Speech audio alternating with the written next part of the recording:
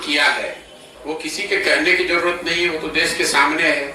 और नीतीश कुमार ही क्यों, लोग मैंने मोदी जी के लिए भी काम किया है, नीतीश कुमार के लिए काम किया है, 10 राज्यों में चुनाव जीते हैं, तो ये कोई छुपी हुई बात है नहीं। और नीतीश जी हमको क्या धन देंगे? अगर हमको धन कमाना होगा तो इतने बड़े बड़े राज्यों में मुख्यमंत्री लोग जीते हैं, सरकारें जीती हैं, जिनके जीतने में हमने कंधा लगाया है। तो धन की तो बिहार में ना उतना पैसा है, ना नीतीश कुमार की पार्टी के पास पैसा है कि वो हमको धन दे देंगे।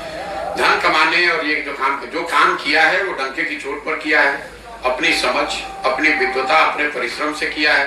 किसी का 1 रुपया चोरी नहीं किया है, किसी का डाका नहीं डाला है, अपने परिश्रम से, अपने प्रयास से, अपनी मेहनत से, अपना पसीना बहाकर उस चीज को खड़ा किया है। देश में उस विधा को खड़ा किया है। उससे पहले कोई जानता ही नहीं था कि ये भी कोई विधा है। आज 20,000 से ज्यादा मैंने वो काम छोड़ दिया।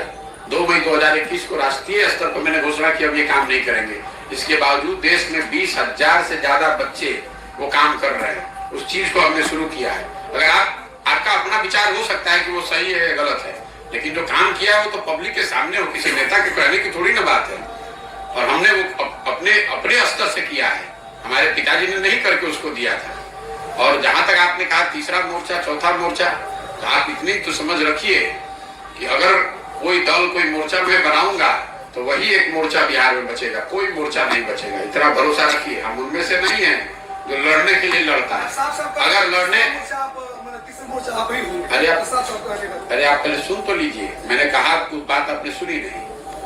अगर जन सुराज दल बनता है तो आप देखिएगा एक ही दल बचेगा, उसका नाम होगा जन सुराज। आपको एहसास नहीं है कि मैं कितनी बड़ी व्यवस्था बना रहा हूं।